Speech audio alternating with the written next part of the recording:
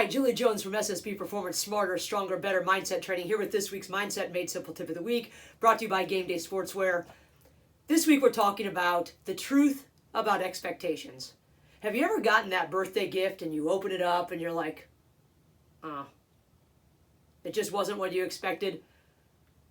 And now, even though it's a wonderful gift and it was given with love, like all gifts are, you're sitting there thinking, oh, you can't get past the fact that it's not what you really wanted or it wasn't what you expected.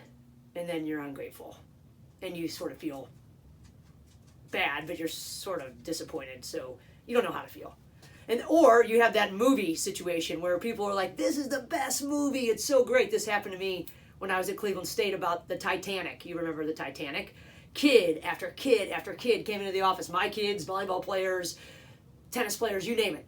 Coach, have you seen the Titanic yet? It is amazing.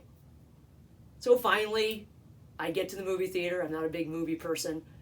And I get to see it. And it's okay. And it has nothing to do with my lukewarm feelings about Celine Dion and the music.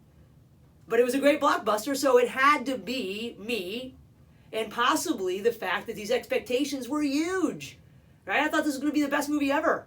And to some people it was, but I think I waited too long maybe, or I heard too much good stuff about it and it didn't meet my expectations. And I'm sitting there the whole time waiting for what's going to happen. What's going to be so great about this? What am I looking for? And that was probably the problem. I'm looking for something and not just taking in the movie and enjoying it and watching Leonardo DiCaprio do his thing.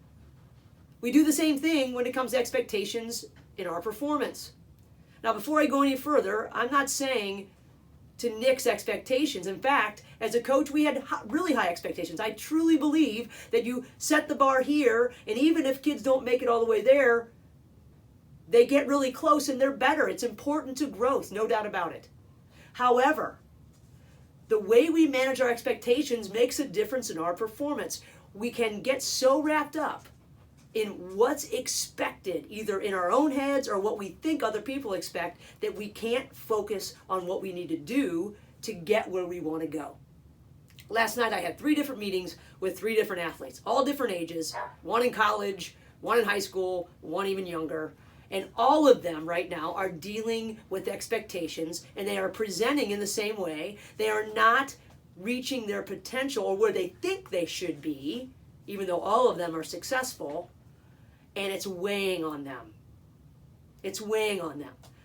Think about it. We have the expectation that we should be beating the crap out of this person or this team. And then we realize that that's not happening exactly how we had expected. And we start to think about that instead of what we need to do now to get where we should be based on our talent if we had it written up on paper.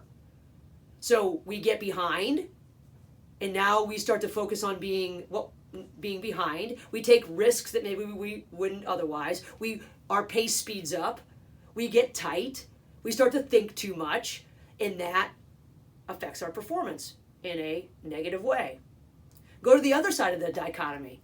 When I was at Cleveland State, and I'm not quite sure that Amy Kyler and Amy Johnson, Amy Kyler is now the head coach at Cleveland State, have ever forgiven me for this, but one of the Amy's was throwing a no-hitter, and I took her out, and I put the other Amy in. They're like, okay, she's throwing a no-hitter. What are you doing? I'm like, I don't even know if I realized it at the time. But we ended up preserving the no-hitter, so it was great. So hopefully they got over it. And it was like a shared experience. That's what I really wanted to happen. Sure, right. Yeah, wink, wink. But the bottom line is when we start to think about protecting or preserving a no-hitter, you see this all the time in Major League Baseball. In the 8th inning, you give up that hit, right? Or in softball, you're in the 6th and you're like, oh my gosh, I only need 3 more outs. Now we're thinking about the 3 more outs and what do I need to do that? We're not thinking about how to deliver the pitch. It used to happen to me when I was coaching. I had to have a refocus technique to get myself back in to right now. What do we need to be doing right now? Whether we are behind and we feel like we shouldn't be, or we're ahead and we're like, oh my gosh, here we go, this is awesome, and we start to think about that. Either of those expectations of what's going to happen at the end, or, oh my gosh, I shouldn't be here, affects us. Then throw in the whole thing of, oh my gosh, what does my coach expect right now? Now we're all over the place. The bottom line is this, is that if we allow our expectations to cloud our minds while we're trying to act, for instance, tomorrow I've got a major presentation. If I'm thinking about what I'm supposed to say next while I'm saying something right now, and this happens sometimes when I'm doing these, and 5 takes later, I am not following the 4 P's of peak performance by any stretch of the imagination. I want to throw my camera across the office. You've been there. But if we start to think ahead as to the end, before we even start, or once we get past whatever we're doing right now, we are not present. We're not acting with our full capacity. We're not trusting our training. We're not using our talent. We're tightening up, and we are focused in the wrong place. So expectations can be a motivator, and they can also be a hindrance. So what do? Well, first of all, we need to understand, yes, we have a plan. And we have positive thoughts about our plan. We use positive words. We use positive images. We do all these things. But as soon as performance starts, we set the expectations to the side. Because if we're thinking about what's supposed to happen, what I should be doing, what should have happened, what does coach think I should be doing, we are not thinking about what we're actually doing. If we're thinking about should have, we need to get should out of the equation. It's what am I doing? What needs to be done? What's important now? So yes, we follow the plan and we follow the process. But the plan changes, and when it does, we can't go back to the should-haves or the would-haves or the could-haves. We go back to, this is what's in front of me. I'm now looking for information that I need to perform at my best at this moment, and then I move forward. Period. We're also not taking an account of what shoulda, woulda, coulda gone on. There's no time for judging in this, and expectations inherently come with judgment. Did we reach it? Saying that shot sucked does not help us shoot the next one. Thinking about what I should have just done does not help us. So taking an account of what just happened and judging it, whether it was good or bad, is not helpful. We can do that later. We can go back and relive and rescript and do all kinds of different things mentally and physically to improve before the next time. But in the moment, judging is useless. In fact, it's detrimental. It's that simple. Secondly, we can go on to say, whatever happens, whatever comes to be, it's going to be okay because I am trained tactically and technically well enough that I can get out of this. We're a couple points behind. Okay, what do we need to do to get back to even or to get 1 point closer at this moment? It's okay. I am trained and I am talented enough that whatever happens, I can get myself back where I need to go.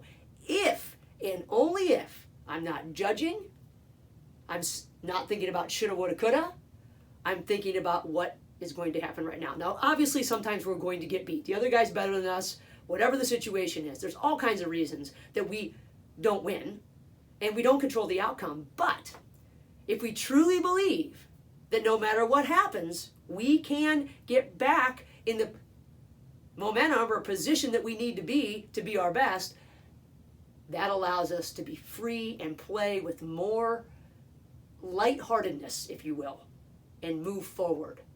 Brian Cain, mental performance coach, went through his program and a couple others, but he is amazing. And what he says is, no matter what happens, we say good, good, and then we go and do. Good. Next. Here we go. No matter what happens, we know that we are trained and talented enough to take care of it. We are not so bad that one mistake or getting behind shoots us down. We don't give up then, we keep moving. We're not so bad that one call is going to make a difference in the whole game. If we're that bad, we need to get to work. So think about this. Expectations are awesome. Yes. I have great expectations for what's going to happen tomorrow when I speak at this leadership summit. However, once I step on stage and I start my presentation, if I'm thinking about what's going to happen at the end, if I'm thinking about the finish line before I even get started, I'm screwed. Because I'm going to be thinking ahead or thinking behind instead of following my process and following the plan that I have set out. If the plan doesn't go exactly right, good. I'm smart enough, I'm experienced enough to make the best of the situation. We all are. So think about your expectations. How do you use them? I'd love to hear your conversation about this topic. Expectations is a big deal, right? How high should our expectations be? How much pressure are we putting on people? Shoot me an email at juliej@SSB Performance. Let's continue this conversation. And in the meantime, manage the moments and have a great week.